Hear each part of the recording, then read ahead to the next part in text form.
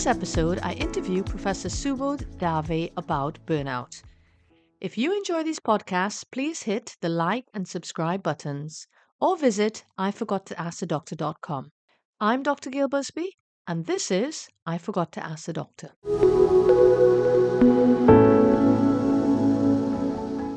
Hi everyone, thank you for tuning into the show. In this episode, I'm going to interview Professor Subodh Dave about burnout. Subodh is a consultant psychiatrist and Dean of the Royal College of Psychiatrists. He is passionate about medical education, equality, and preserving the mental health of colleagues. He is a trustee of the charity Doctors in Distress, which is aimed at protecting the mental health of UK healthcare workers. He puts his feet where his passion is and has run several marathons raising funds for mental health charities. He's widely published and highly respected, and I'm absolutely delighted to have him on the show today. Subodh, thank you so much for joining me today and welcome. Thank you for inviting me, Gail. Pleasure to be here. Okay. So, Subodh, I always find it is fascinating to find out why distinguished colleagues like yourself chose the particular field of medicine in which they end up working. So, can you enlighten us as to why you chose psychiatry and, in particular, what sparked your interest in burnout? Thanks, Gail. Well, I have a confession to make to start with that I didn't choose medicine. I ended up in medicine quite accidentally. I joined a technology college. I wanted to be a nuclear physicist. I wanted to do nuclear physics. And but within 2 weeks, which probably was pre-scientific, I think there was pre-science. I was kind of sense I should have realized then that that wasn't the right thing because it was all machines and labs, and I thought that this isn't right for me. I needed more human contact, so I left. I dropped out of that technology college and then decided to do medicine only as a foundation stone to doing law. But then I discovered psychiatry, and psychiatry. I did choose psychiatry very much. I really fell in love with the subject. It was the branch of medicine, the branch of science that brought together the complex interactions between the biological world, the psychological world, and the social world. Okay. And I was completely hooked. Wow, that's And interesting. then I think burnout. So I think you could see that that sense of human connection was quite important to me. And I think what drew me to psychiatry was also the notion that so long as I could speak the language, I didn't always need complex, setups. I didn't need big scanners and big machines to do my job. And then that was quite fascinating. I could talk to people and make things happen, and that was quite amazing. And it's quite powerful when you think about it. That human beings, we can just talk to each other and we can bring about change. And then so that kind of filtered through. And then when I became a consultant psychiatrist, modern healthcare services being what they are, it's inevitable that we all have colleagues who are not feeling at their best at work, and I saw that firsthand. And your first reaction sometimes is, that, well, why am I having to do all the work when somebody else is not feeling 100%. Yeah. But as you delve deeper, you realize that the things are difficult for some people, things are difficult for all of us at times. And Yeah. so that really stoked my interest in the subject. And I think been lucky to be appointed as a trustee for Doctors in Distress. And then I think this really complements my role as a dean of the Royal College of Psychiatrists, where we are very focused on well-being, very focused on retention of our members and staff, and in making sure that our workforce is feeling at its best and is able to enjoy work when they are in work. Okay. So, absolutely right, because you've got to look after yourself before you can look after anyone else, I suppose. That's really important, self-care in medicine, and I guess in all walks of life, in all occupations. So, Subodh, as you know, this podcast aims at educating the public. And as a result, we try to avoid complicated or medical terminology as far as possible so that it remains as accessible as possible to everyone. So let's start with the very basic. What exactly is burnout? Is it a medical diagnosis or is it a social description? Thanks, Gail. That's a very pertinent question and in a way quite relevant to what I do. So I'm a psychiatrist, as you said in your kind introduction, and I deal with mental illnesses primarily. I help people who have mental illness, and then I help them, basically either get rid of them completely, or if we can't, then manage them as best as they can, and still have a good quality of life. The new ICD-11, which is the International Classification of Diseases, so it pretty much classifies every single disease, whether it's cough, cold, asthma, cancer, depression, all of them are classified in. Sometimes hard to believe that there is someone who's doing that kind of job, with classifying all diseases, but they do, and then, so they've classified burnout not as a medical disorder, but as an occupational stress. And so I think it's quite Okay. important to draw that distinction that burnout is essentially a workplace related condition. So I think it's something that is related to the organization, the system that you work in, and it's the interaction between you and the system that's causing that. And then which essentially means that there is a big distinction. I think if you are feeling stressed at work, if you're out of work, if you go away to a holiday in the Lake District or Italy or something like that, then you probably are not going to feel the same level of stress because it's not the workplace that's influencing that. So that's the useful way to kind of discriminate between the two. Okay. And what are the symptoms of burnout? Are there things that people can perhaps look out for? Maybe does it start with small little things, varied things, and then eventually build up? Or does it like hit you like a ton of bricks? How does it usually kind of manifest? What can people look out for? Thanks, Gail. Good question. I think it's something that we all think that we all know burnout, and I think it is it perhaps is a little bit more than. I mean, I guess in some ways we all can relate to it because there are probably times when we've all felt a bit stressed at work, bit Yeah. feeling like I'm not enjoying work anymore, feeling a bit like you're a cog in a wheel, not really being very meaningful at work. So it's burnout is a combination of all these things, and I think there are three main domains, and then there's been a lot of research carried out about burnout. I think the first domain is to do with fatigue, exhaustion, the feeling that you're physically exhausted, the feeling that you're mentally exhausted, the feeling that you're emotionally exhausted. And we all have probably experienced that you just feel overloaded and you feel that you can't handle anymore. You don't have the energy to do anything else. And then so that's the exhaustion element is one domain.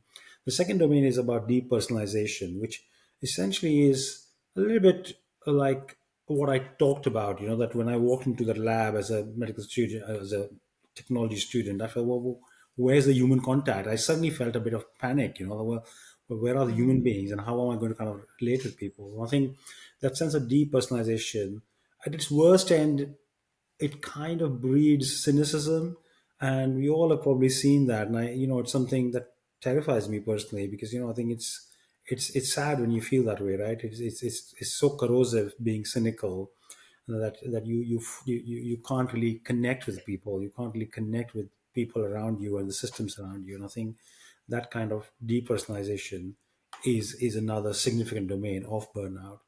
And then the third element is about your personal accomplishment, your personal efficacy, about how you feel you are contributing to your workplace, to your work. How are you adding value? And we all want to go to work and be, efficient. We want to be helpful. We want to kind of add value, and we want to be even if you're a part of the system, it might be a very small role. You probably know that that small role is quite important. When you yeah. start losing that feeling that I'm adding value, that I count, I'm adding, this is meaningful, then that is quite a good sign of burnout as well. Right. That's really interesting. Okay. And what are the risk factors? Are there any recognized risk factors that make maybe a particular individual more, or an environment more prone to having burnout? So, Gail, good question. I think I've said already that this is organizational, Yeah. occupational stress. And I think so. Mhm. We can all imagine. You can imagine an occupation A, which is very meaningful, where you go in. There's a joyful team around you. Everybody's welcoming. There's a sense that we all eat together. We all socialize, even outside workplace. We have a bit of fun at work and banter at work. We recognize that it's a serious job that we're doing, but at the same time, it's possible to have fun and laughter and joy at work. There might be another scenario B where people are feeling very overworked. They're trying to do jobs which is way more than can actually fit in the time that they're allocated to. The teams are hardly ever connecting with each other. Maybe they're physically in different locations. Maybe they hardly ever meet. There is no sense of a team. There's no team bonding. And there's a sense that, well, what am I doing here? How am I actually, well, what am I, how am I contributing? So you can see that organizational factors can make a big difference, and I think that is probably the most important risk factors. There are some personal factors too. So I think you find that occasionally individuals, and I use this bucket analogy, that we all have our own bucket, and sometimes our buckets are almost full. And I think if that's the case, then you go into work and work is stressful, then it's like having many spinning plates, and how do you kind of manage them all? And I certainly remember when my children were young, trying to manage the school run and manage their homework, and then coming to work and then managing everything else. It was always a little bit challenging. Like I was pointing out in those two scenarios, I think it's useful to think about risk factors as organizational risk factors, I think, and then individual risk factors. So, organizational risk factors will be very much around time pressures. Organizations that are not prioritizing the well-being of the workforce will be more risky than ones that are. Organizations where there's a lot of shift patterns. So healthcare is an industry, for example. We all are likely to work in shifts, so we are likely to come across morbidity, mortality. All of that obviously will put us more at in the way of stress than maybe some other professions. So I think there is Yeah. something about the work itself which I think comes into play. There are obviously individual factors as well. I think we all are products of our own personality, products of our own genes, and so, like I was saying in the bucket analogy, if your bucket is full with previous stresses or maybe genetic vulnerabilities of some kind, maybe either for anxiety or depression or Yeah.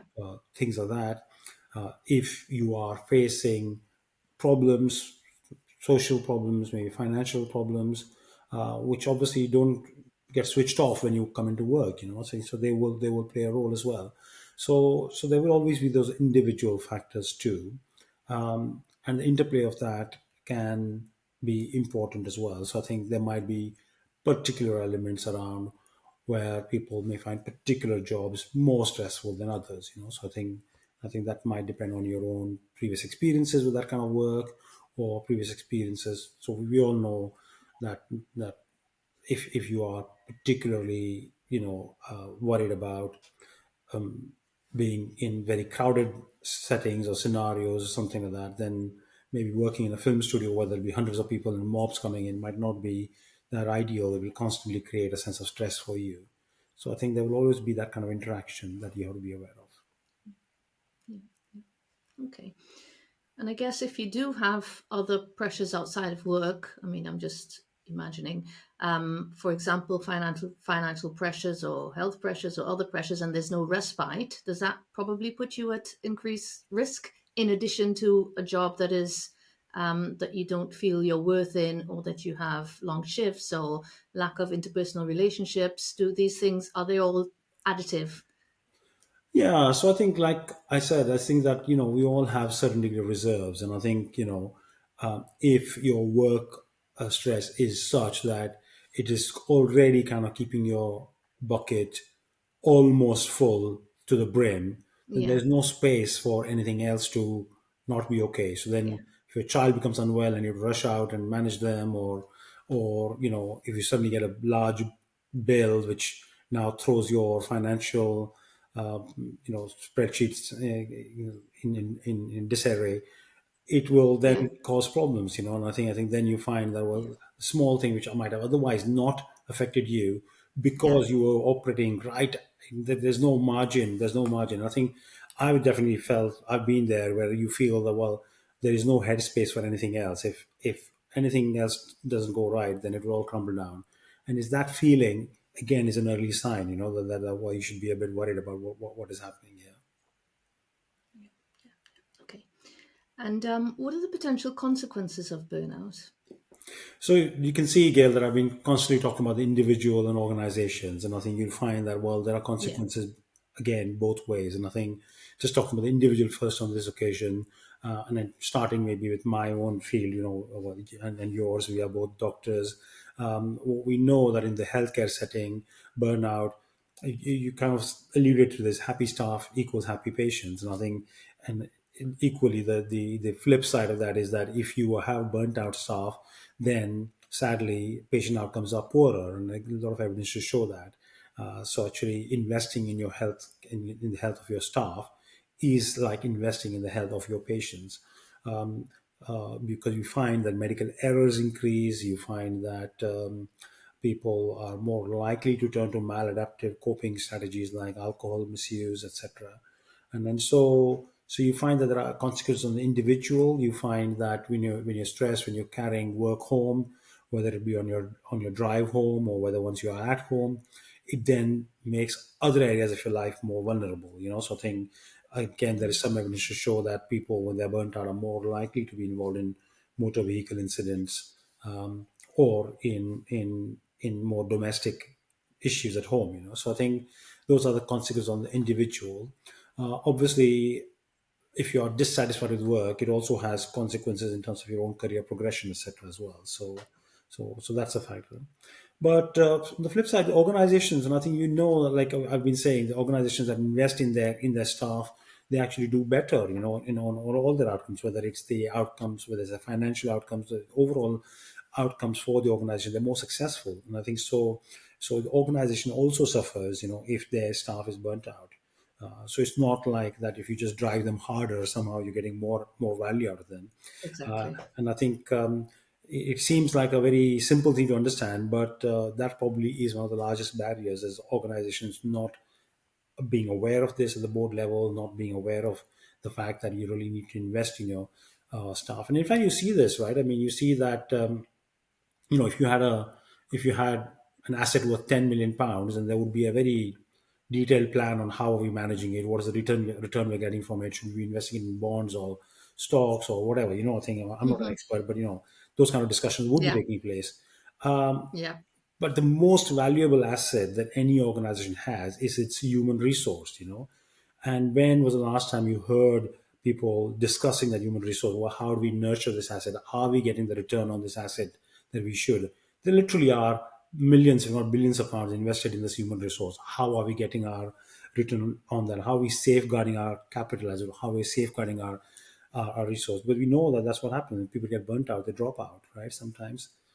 So I feel that culture shift that is needed in terms of really recognizing the value of your staff and the resource that you have made up of your workforce is quite vital. And so organizations suffer and do pay the price all the time for this. Okay.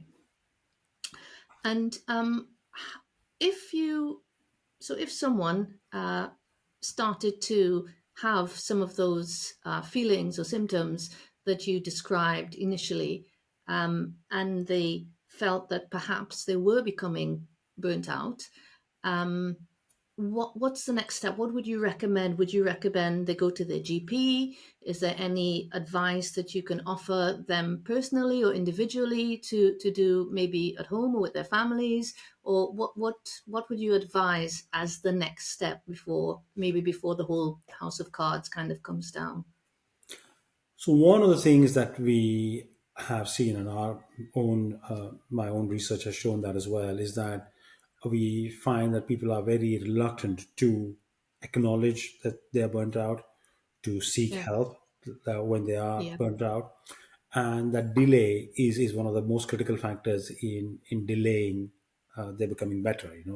So we know. So in the UK, we run the practitioner health program for healthcare staff to offer them support and help when they're suffering from stress or burnout or mental illness. And you find that people who go to get help from that program actually do quite well. And the response rates are very, very good. But the problem is that people delay asking for help for years sometimes. So imagine, I mean, you're feeling all those things that I talked about, feeling depersonalized, feeling cynical about work, not experiencing Yeah. joy at work, feeling exhausted, and you're Yeah. not seeking help. And obviously, then there's a risk, which I've been kind of talking about, of the of the further, this more severe end of the spectrum, which is about mental illness, which is where psychiatrists like I come in. I think is where the burnout becomes an initial pathway into a more severe mental illness like anxiety, depression, etc. So I feel that seeking help and recognizing burnout would be the two big things I would say are quite important. So I think it's really good organizations make their staff aware of what are the signs of burnout and have systems in place. If those systems don't exist, I think it's worth having a conversation with your employers to see, well, what can they do better. There Okay. are certainly in the clinical setting, there are things called Schwartz rounds. I don't know that you're familiar with them, Gail. Yeah. Yeah. But they're becoming more and more popular across the healthcare sector.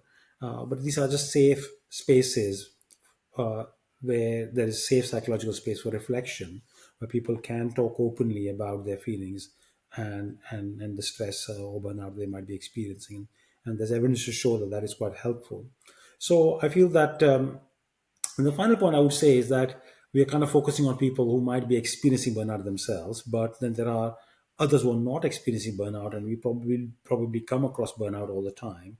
And then what do we do in that circumstance? And I feel that how do we don't end up just being passive bystanders or spectators. Yeah. And then this is a real challenge I feel with things like burnout, where there's some mental health component involved. Not that long ago, you mentioned I had a running injury and I sprained my ankle quite badly. I was in crutches and I was walking around the hospital corridors on crutches. And believe you me, about 50 people must have stopped me asking me, Subodh, what happened? What's wrong with your leg? Oh, Which is quite a normal human response, right? I mean, so that's understandable, and I was very grateful for the attention I had. But sadly, my mentor passed away, and then I sent out an email to my colleagues saying, "Well, it's a difficult time for me," and only a handful of my colleagues kind of wrote back. And I think there's a natural awkwardness to approach people and ask them, how are you feeling? Are you okay? Do you want to have a cup of tea? Do you want to have a chat?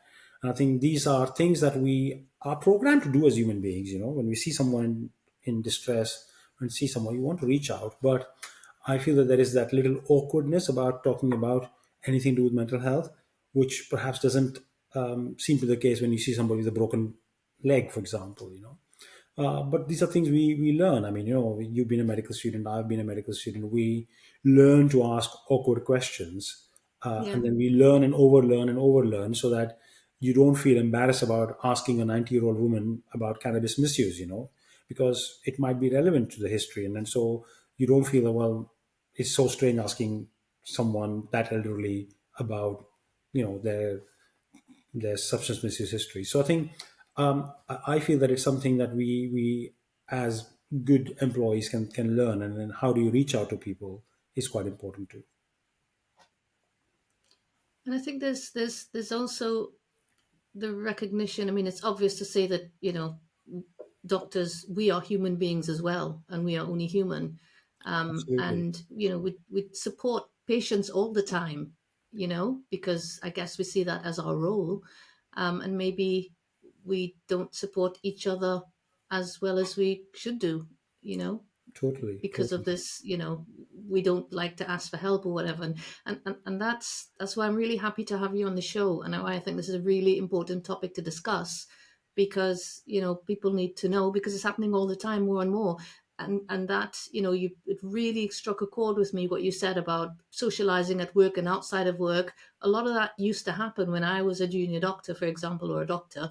A lot of that used to happen, but I think a lot less of it is happening now. There's a lot less of that kind of team because we're just all so busy all the Totally. time, that there's less of that. And I don't know whether that's a direct or indirect contributor to the fact that, I've had colleagues who've gone off with burnout, Big but we factor, because don't, we all that know. social side of medicine is what I call it. And, in other professions as well, maybe we're losing a bit of that. Definitely, and I think there's far more regulation overall and scrutiny, and I think Yeah. people worry about scrutiny, Yeah. and then we have this idea that somehow, if you want to improve, the only way to do that is by having more and more scrutiny, and I think Yeah. that is a wrong formulation, because scrutiny is obviously an important element of it. We like audits and we learn through audits, Hmm. and auditing our performance, but we forget that there's a human side which also supports improvement. And I think if people perform way better when they are feeling more, relaxed at work, more happy at work. And so investing in that is absolutely equally important, and I think you see that there's so much invested on the audit side of things and the quality improvement and performance side of things. Yes. And then when you think about the flip side, is where's the investment in the human beings and their sense of joy and the sense of purposefulness and meaningfulness at work. And I feel that that's what we really want organizations to wake up to. Yeah, absolutely. Such an important point and well put.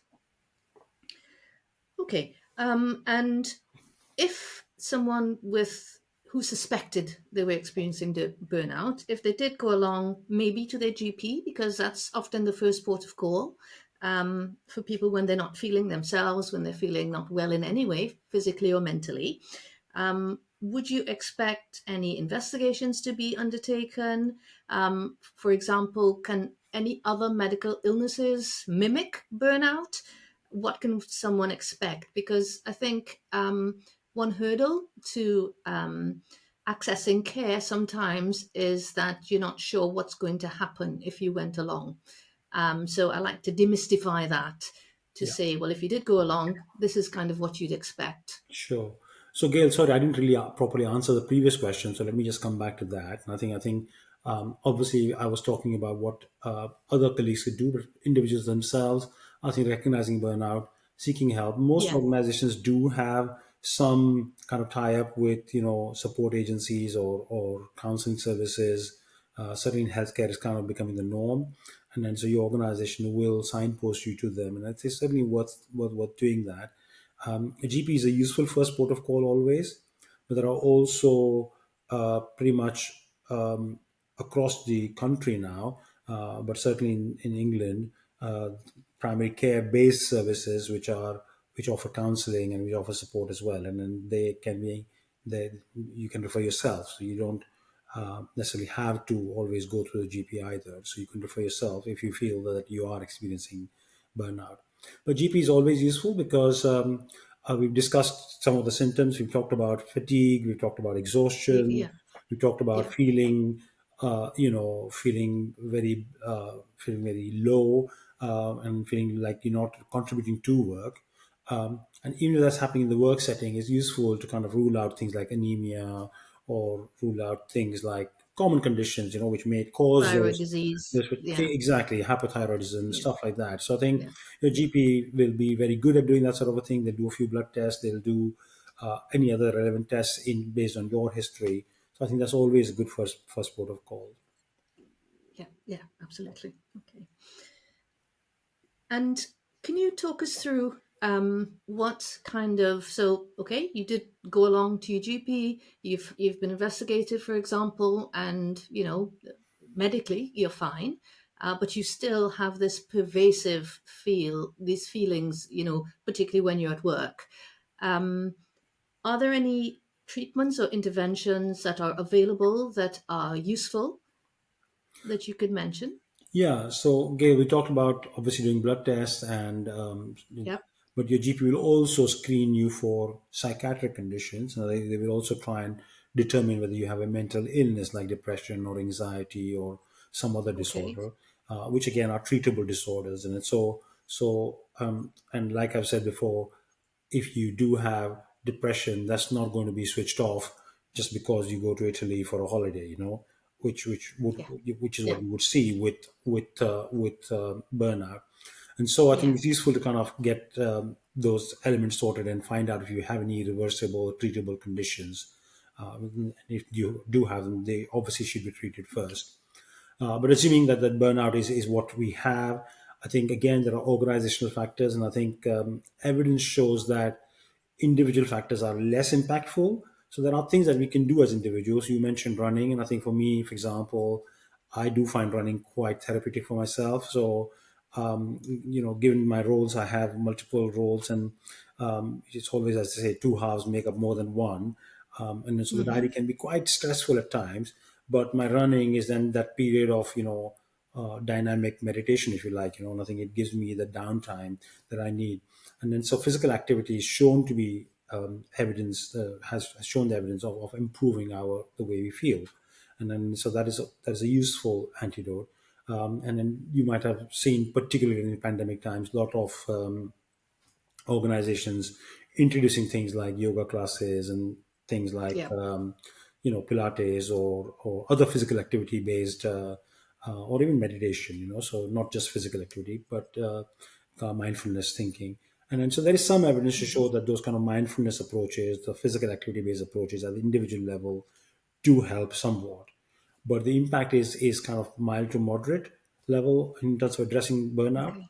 And the biggest impact comes from organizational changes. So when the system starts changing, systems are thinking about, well, how are we investing in making sure that the pattern of work of our workforce is not in any way detrimental to their health.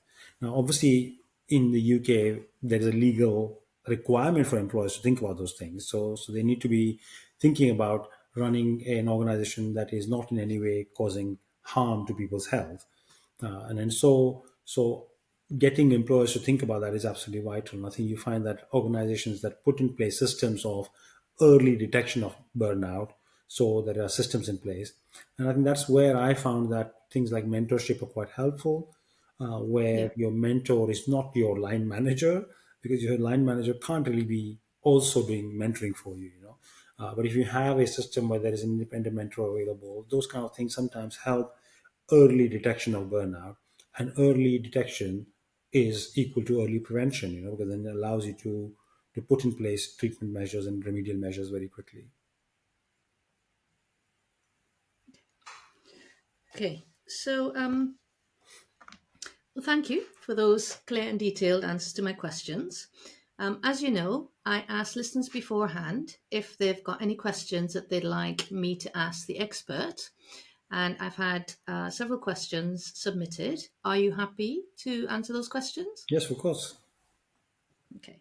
So I must stress at this point that it is very difficult to give specific and personalized advice to listeners without a thorough knowledge of their past and current experiences and medical history. Also, due to time constraints, I have summarized the questions in such a way that I think retains the essence of what is being asked. Therefore, these answers should only be used as a guide, and individualized care should be sought from one's own doctor or other professional. So, our first question is regarding burnout, is there any evidence comparing leaving current employment versus persevering and making adjustments? So I haven't come across any clear evidence, and I think it would be difficult to design a trial which would explore that really properly in a double-blinded way, which is how good trials are conducted. But Yeah. I think some guiding principles here, I think is I've been highlighting how the interaction between individual factors and organizational factors, and that organizational factors are quite important. So, I think the first port of call should always be to try and address the job related issues, the workplace related issues. And I think seeking help from your occupational health is quite important. They're well aware and they're skilled in recognizing and managing burnout. They're also well aware in understanding which work elements need adjustments, where do you need reasonable adjustments. So in the physical environment of your working, or in the shift pattern of your working, or in the actual location of where you work. So I think that is a good port of call, and an early referral to the occupational health system is probably a good thing to do. I think ultimately it will be an individual choice, right? I think if you feel that your organization is not responding and continuing with work is becoming significantly detrimental, I think individuals will make their choice as to whether continuing with that sort of work is really is good for them or not. Yeah. And I feel that I generally feel that making such decisions entirely on your own is always quite hard and quite burdensome. Nothing. So having a confidant is helpful. Nothing. If I switch back to psychiatry, I think we know that having a person to talk to share your thoughts with, is a big protective factor in so many ways. And so that's something I think you should try and see that if you can find a source where you can actually share some of this with. And that may be a professional, it may be a family member, it may be a trusted friend. But I think it's always good to not let these things be bottled in. Next question is, can you have a breakdown and burnout at the same time?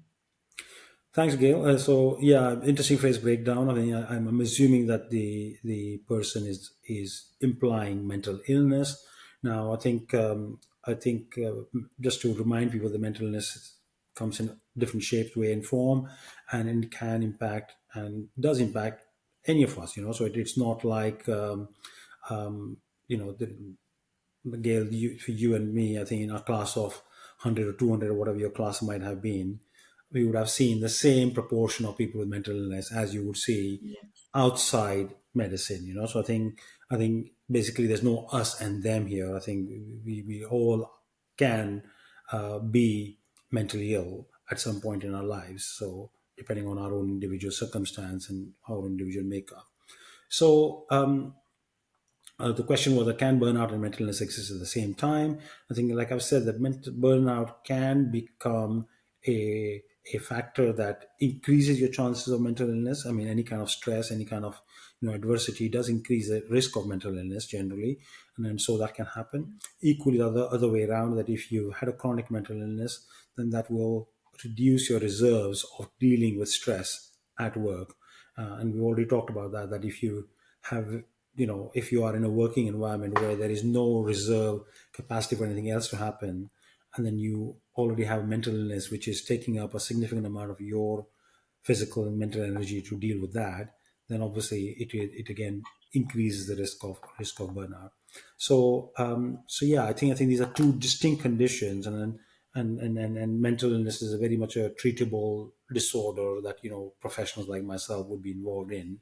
Burnout is where occupational health would get involved, and where hopefully organizations are thinking about how do we prevent it in the first place. You want to ideally prevent it rather than getting into the Yeah. space of treating it. Prevention better than cure. Yeah. Okay.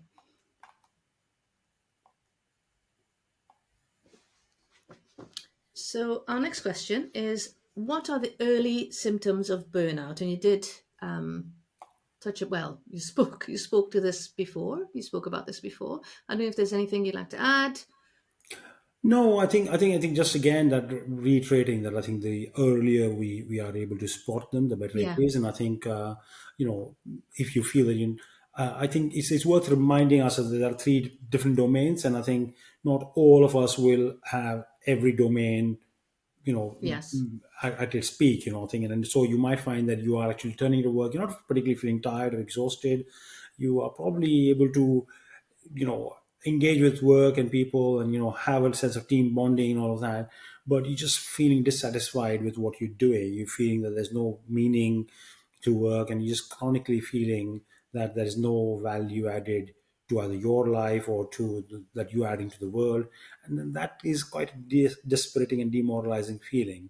And if that Yeah. continues, then so it's worth remembering that it doesn't have to be the whole thing. And in fact, when people start getting help for burnout, you find that sometimes one domain or two domains get better, and then there might be a particular domain that doesn't get better. So I think it's worth remembering that way, that it's not a unitary thing.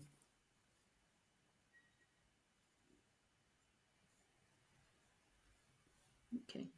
And I think It's probably the converse. I always ask about, if you have any condition, does going seeking help early make any difference to the outcome?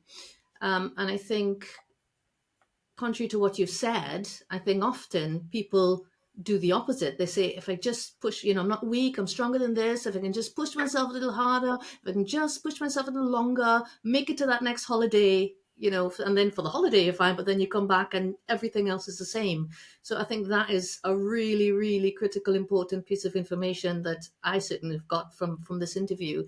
That if you're sensing it's happening to you, go along early and try to get support early, which can really help with So the outcome, important. because the outcomes can be quite significant, both individually and in the organization that you work in, and have spent dedicated so much of your life to, that Very you true. And I you think want I that just to do well, you don't want it to fail.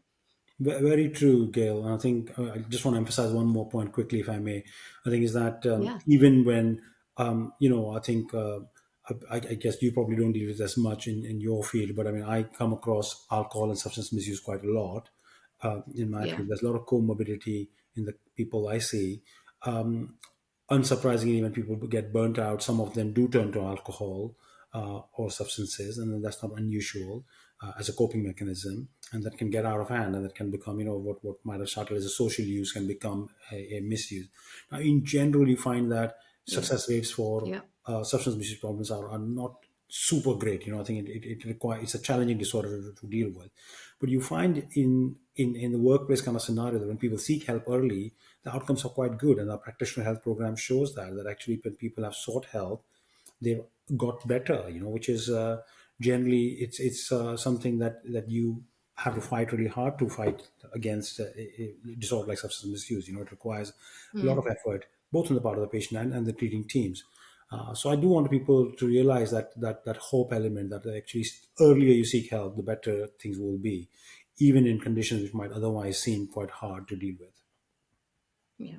Thank you.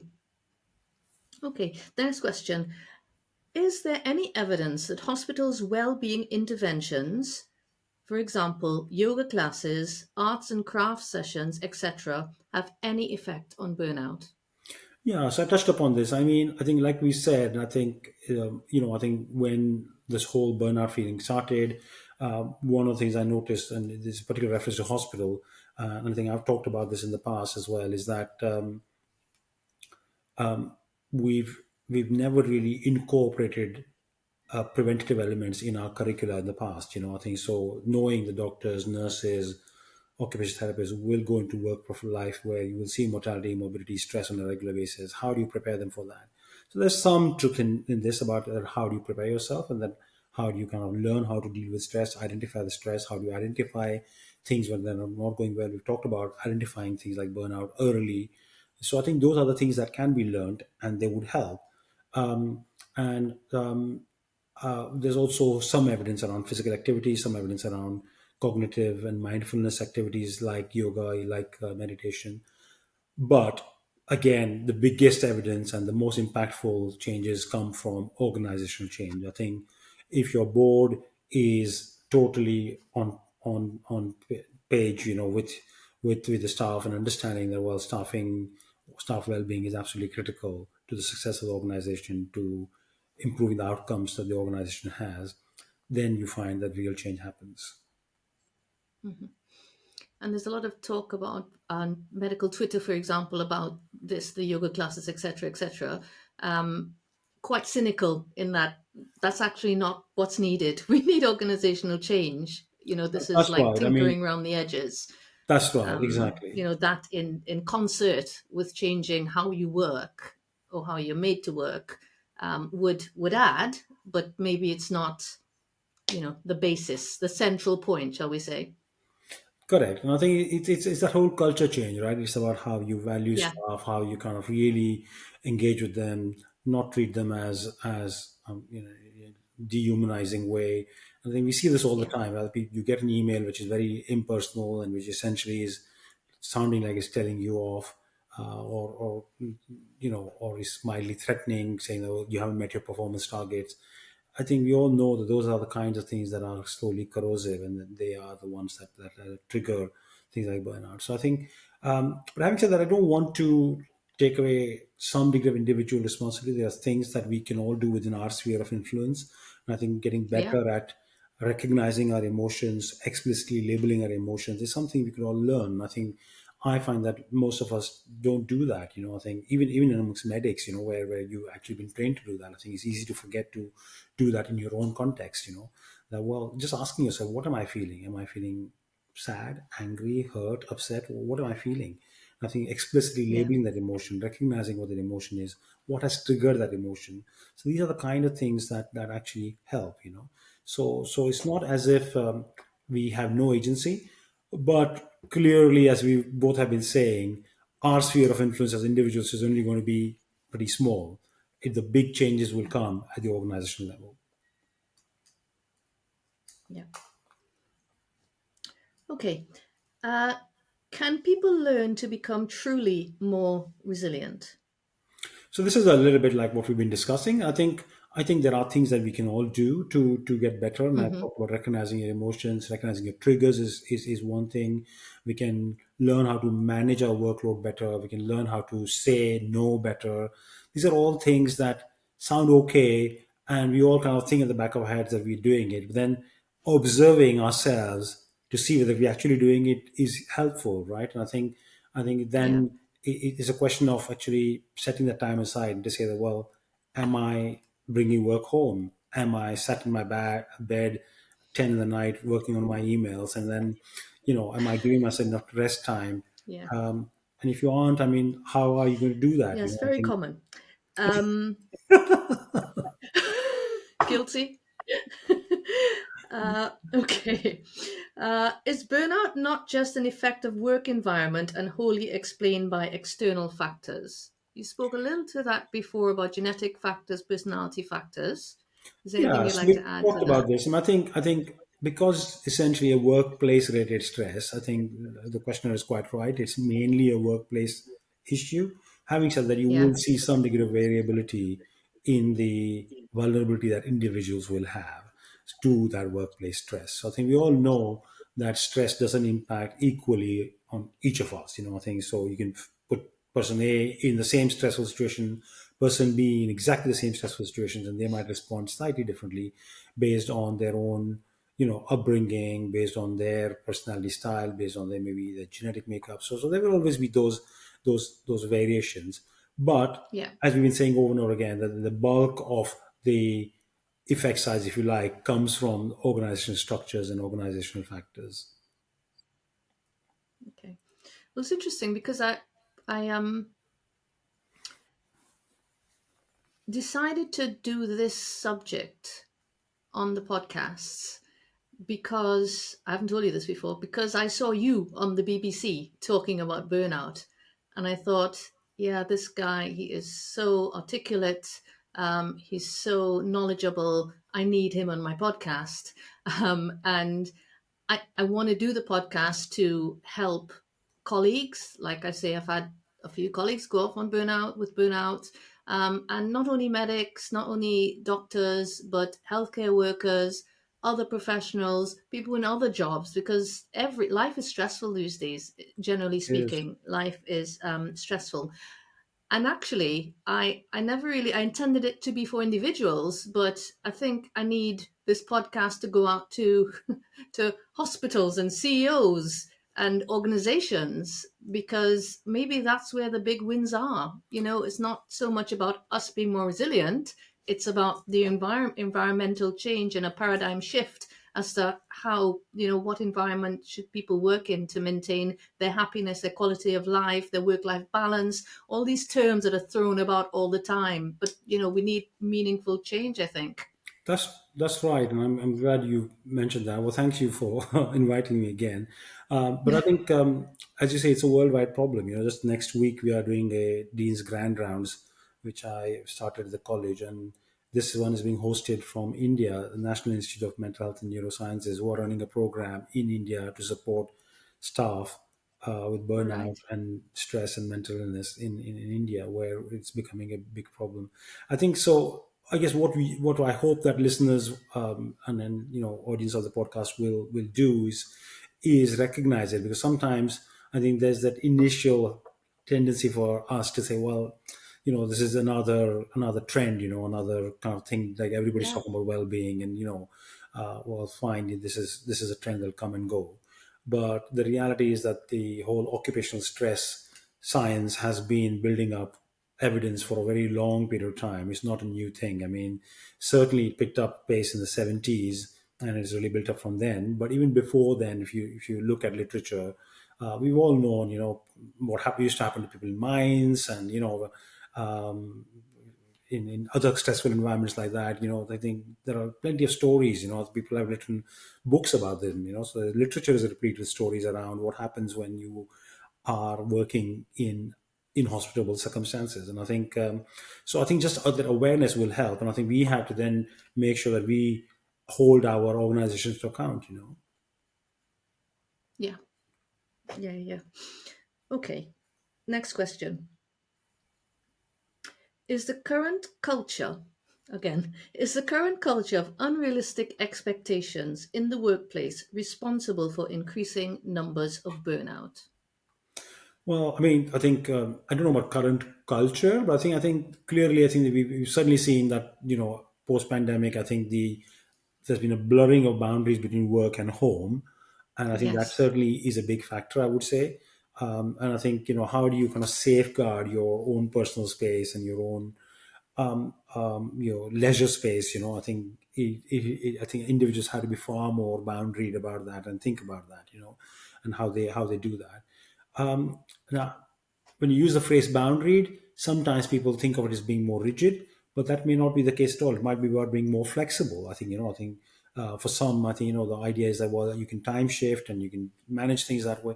So I think it's really about working out what is right for you, and works for the organization, and having that conversation with your line managers to make that happen. And I find that sometimes that simple conversation doesn't happen. So I do feel that there are things that people can do to shift that culture.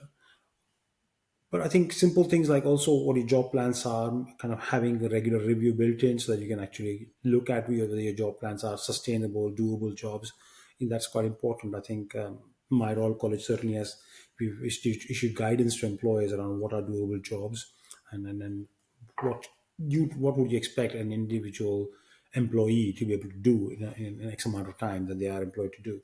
And I think it's useful to kind of know that. Of course, there will be some variations from employee A to employee B, but I think having some kind of a minimum benchmark always helps.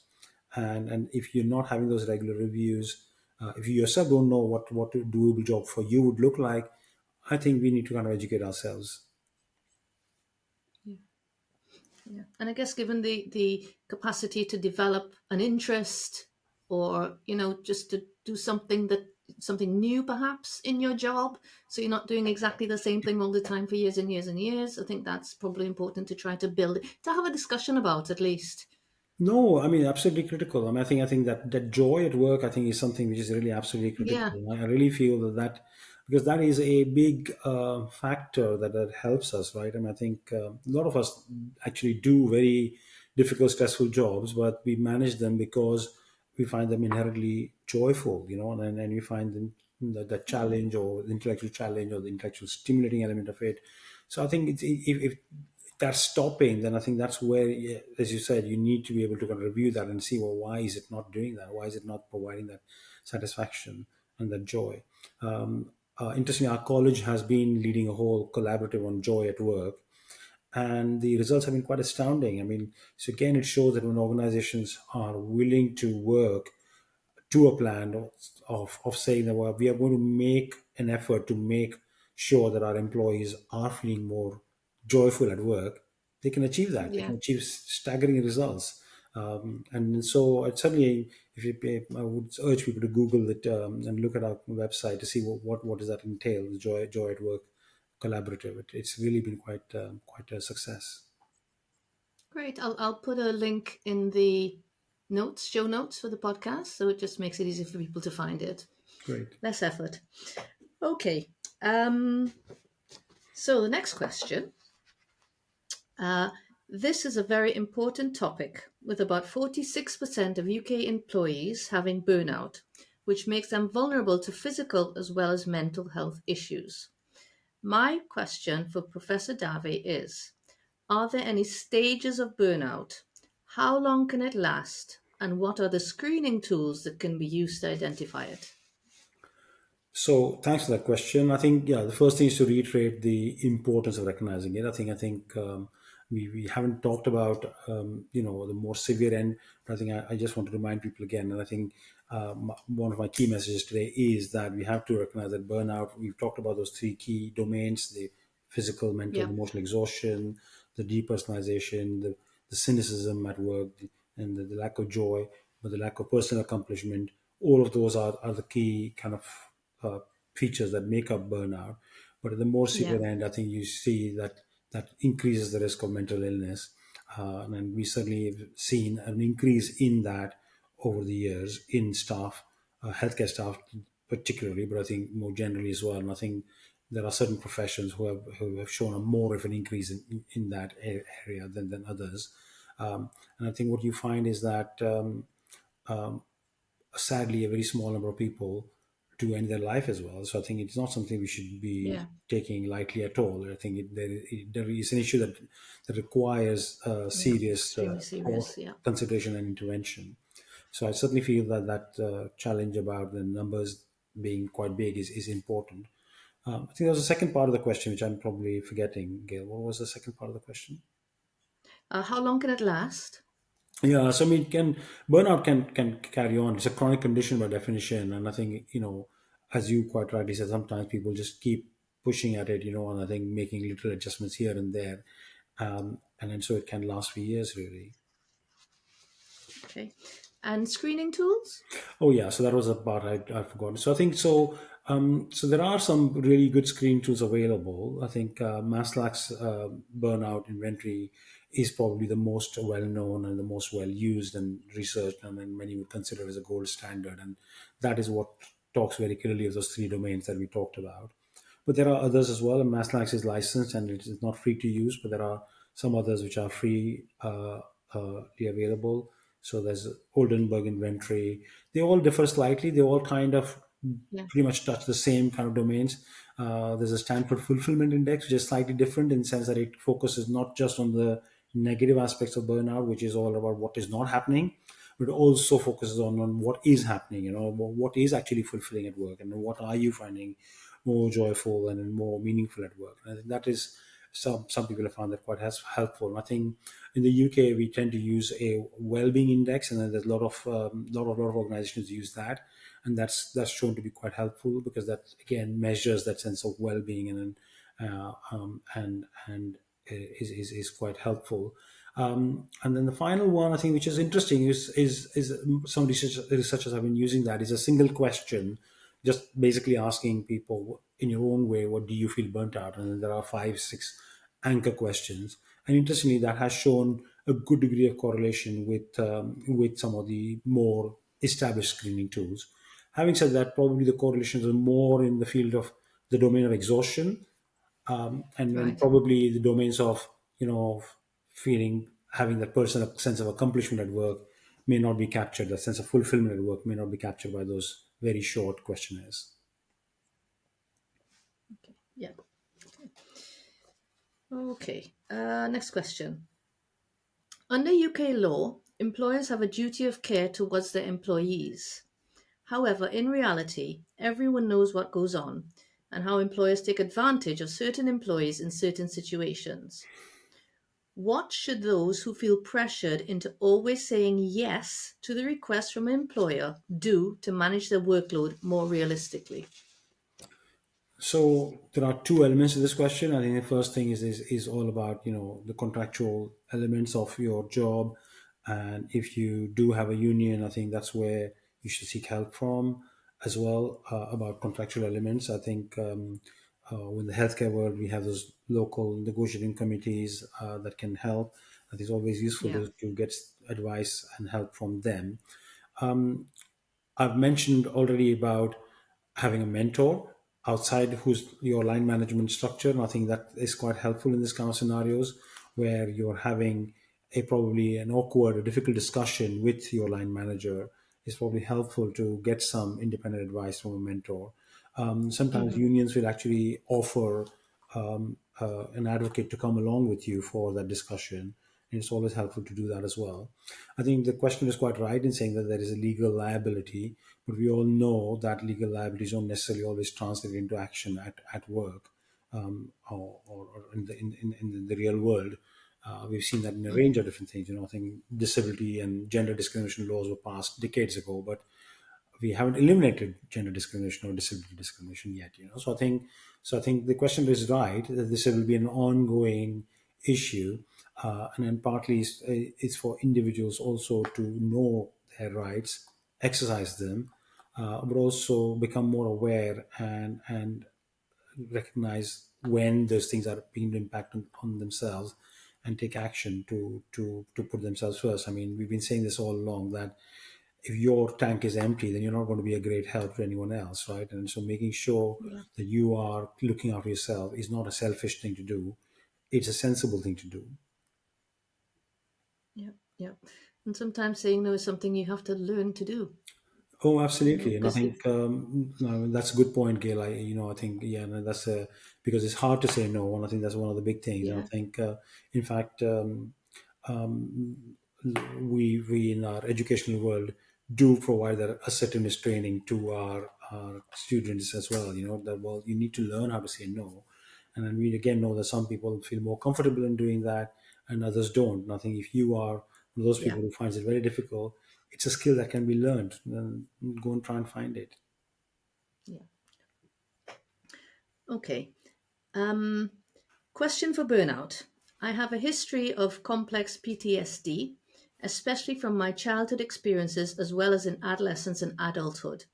I wonder if there's a link between trauma, where overbearing stress events become a relived, repeating pattern, and that which we term burnout. To me, burnout isn't just being overworked, where reward doesn't match the workload. I think it impacts on many of the same brain centers as trauma. Are people therefore more prone to burnout, having untreated, unresolved traumas, past and even present? So the link between trauma, past and present, and burnout. Yeah, it's a good question.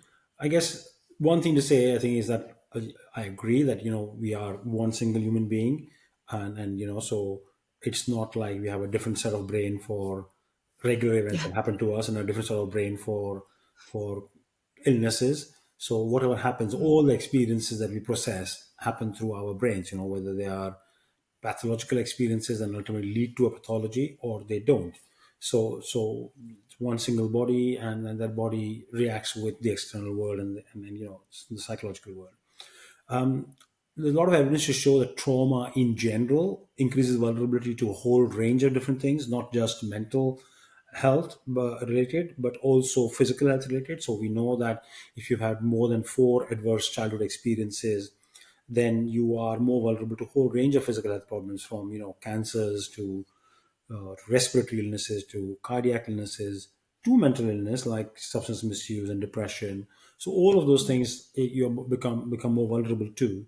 So I think in that sense, that does having all those adverse childhood experience have an impact on your future life? It does, but it's not a story that necessarily is completely irreversible. And I think, again, with any of these things, the earlier we are able to identify the impact of trauma, the earlier we're able to kind of set in place measures to impact on it, and put mitigating treatments in place, that would help. I mean, I can't comment on the individual scenario, but I think, yeah, whether yeah, it's of course. PTSD or whether it's depression or whatever diagnosis you've been given, obviously Yeah, treating that helps, and that it would help increase your reserve at work.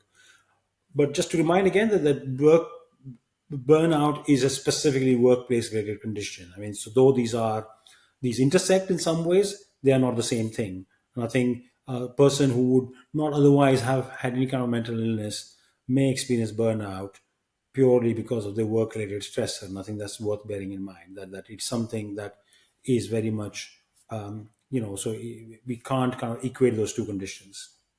yes. They can impact each other, but they are separate entities, as you keep Correct. saying. Yeah. Okay.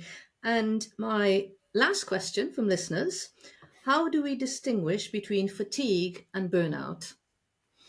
Right. So I think we talked about the three different We talked about domains, and I think so. Fatigue is quite an important element of burnout, but it's a component of yeah, burnout. So burnout is more than fatigue. Now, obviously, there will be yeah, some people for whom fatigue will be the most prominent element of burnout, but they will almost always have the other two elements too. And I think you'll find that it's the composite understanding of the whole all overall domains that will help us understand whether somebody's experiencing burnout or not. I think, and you already mentioned this possibility that if it's only fatigue, then all the more reason to kind of go and have your GP yeah. check it so that we are sure that we're not missing any treatable underlying physical or mental condition.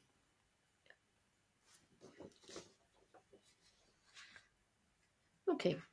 And the last question is from me. Burnout is increasingly frequently occurring. Given the opportunity, is there anything you'd like to say to people who suspect they may have burnout or have been definitely afflicted by it? Thanks, Gail. I mean, first of all, thank you for you choosing this topic. I know that maybe it's not the kind of topic you would normally fits into the more of a medical discussion, but I think it's such an important topic, and it very Yeah, much is. I hope that people listening and watching will acknowledge that this is as much a kosher topic as maybe discussing cancer or respiratory illness. So that's the first thing to say. I think I just want to maybe leave people with three take-home points. The first is that make sure that you understand what burnout is. We've discussed it over and over again today, but so early recognition is always helpful, and the earlier you recognize it and the earlier you seek help, the better the outcomes will be, and then that's the outcomes are better not just for you, but as we've seen, they're better for your organization, they're better for people around you. If you're treating patients, they're better for your patients. So yeah, it's particularly important that you do that. Secondly, I think the message for everyone, whether you have burnout or not, we can all underestimate the power of reaching out. I think, simply being human beings, what we know, how we reach out to other people can be very powerful. And let's not forget that. And then if you feel awkward, then try and see if you can work on it and then learn how to just simply reach out and ask someone, how are you feeling? Are you okay? Do you want a cup of tea? I think something just getting into that pattern where we don't brush aside or walk past somebody who's feeling that burnout or stress, I think would be quite important. And the final thing, I think, as a psychiatrist, I do want to remind people that there is a distinction between burnout and mental illness. Mental illness is, and I think it's important that we recognize that. And then certainly when you find people going towards the mental illness end of things, all the more critical that you seek help, because yeah. the earlier you seek help, the earlier you get professional help, the better your outcomes will be. And so again, recognizing that distinction between burnout and mental illness is quite important. So I'll Okay, stop thank you. there. So, in closing, Subodh, thank you so much for coming on to the show and sharing your wealth of knowledge and experience with us. Thank you for supporting me in my attempts to educate the public. But most of all, thank you so much for your efforts in raising awareness for this real problem that is burnout. Thank you so much. Thank you again very much, and I'm sure I'll be watching your program. And thank you for all that you do. This is really noble work. So I appreciate what you do, Gail. Thank you so much. Thank you.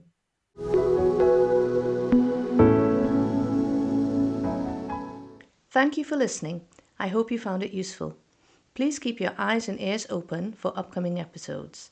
If you enjoyed this, please hit the like and subscribe buttons to raise awareness of this podcast.